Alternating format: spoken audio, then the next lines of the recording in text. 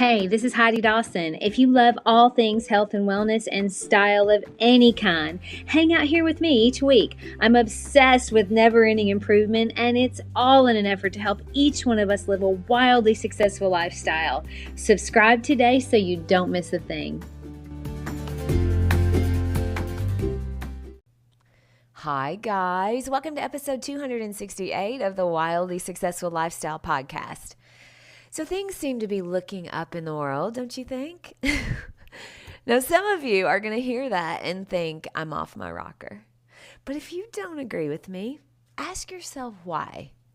Is it because of what you're actually living, like what you're seeing day to day, or is it because of something you're focused on, like the news or social media? Because most of the time, social media and the news will have you feeling like the world's a hot mess. When if you look around at your actual life, maybe the sun's shining. Maybe you pass a stranger and they smile and say hello. Or you have a great workout and a fulfilling day at work. Your reality is good. So why are we focused on something that isn't? Just a thought. And as always, I'm working on that right alongside you.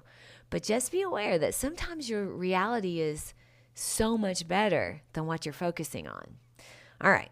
Now, many of you know, if you've been listening to me for a while, that I'm an interior designer by trade. So as an interior designer, I get to help people recreate their homes. I love that. And most of the time when I'm helping someone update their home or totally renovate their home, they'll ask me, hey, can I hang on to this piece, or will this piece still work with the new design? They want to hang on to things maybe because they paid a lot for them, 20 years ago. Or they don't really like the piece, but it makes them sort of feel guilty to get rid of it. And I am always perfectly honest with them. And sometimes people are genuinely just looking for permission to get rid of something. And sometimes they're truly torn. I always say, if you genuinely love something and it makes you happy to look at it, then we'll, of course, work it in. But if you're keeping something you don't like because it meant something to someone else, then let's find its new home where someone else will love it again. It deserves that. We recently totally redid our house, totally different design. And I have a few pieces that my grandfather made. One is a bench from a horse and buggy that he found at an antique store like gazillion years ago.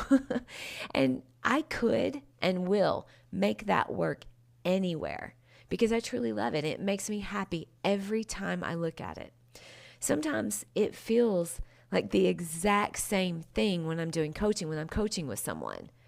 Because when we're working on updating ourselves, we have to do the same thing. And sometimes there's parts of us that someone else likes, but it doesn't serve us anymore. It's okay to let that go. Nothing would make my parents happier than if I went back to being in their religion. But that thought never even occurs to me. Never. Because that wouldn't serve me. I've let that part go.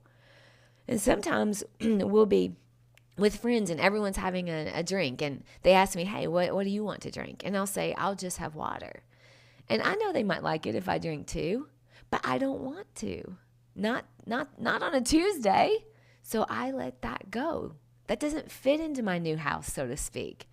And guess what? They don't really care if I drink or not, maybe for a minute, and then we move on, and everyone has an amazing time, and everyone gets to do exactly what they want. You don't have to keep that grandfather clock you don't like simply because your mother loved it. You don't. And you don't have to keep that old habit or belief simply because your friends or your parents or your teacher still want you to have it. We worry so much about what other people think when what we truly should be the most worried about is what we think. If I keep living my life trying to fit into everyone else's, I may seem happy to them, but inside, I'm slowly losing myself and who I want to be. If I drink because other people will have more fun if I do, but I don't want it, what am I telling myself? I'm telling myself, hey, you don't matter. What everyone else thinks matters. And let me say this harsh truth. If I do that, if I drink and I don't want it, but just because it would have more fun, well, now I resent my friends because I drink even though I don't want to. Whose fault is that? My friends? No, of course not. It's mine. That's completely 100% my choice. It's kind of like being irritated that you're keeping a piece of art you don't like when the only reason you keep it is because your grandmother painted it. Well, either find something you love about it or let it find its way to a home that will love it. That's something I learned in my feng shui course. Only things you love should have a place in your home. Just because someone else loved it once, it doesn't mean it's right for you. The same goes for your habits and your beliefs. It is not my job to keep being the same person someone else wants me to be. It's my job to be the person I want to be. And the right people will stay and the others will drop off. And that is simply okay.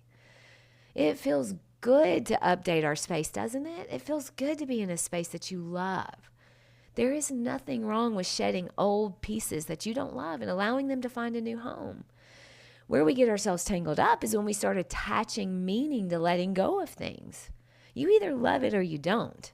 It either serves you or it doesn't, period.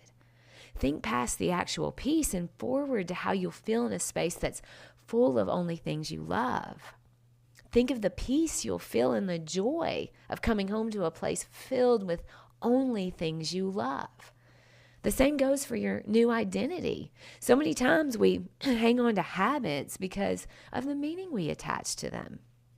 We might say, well, I'm afraid I'll lose my friends if I start eating healthy.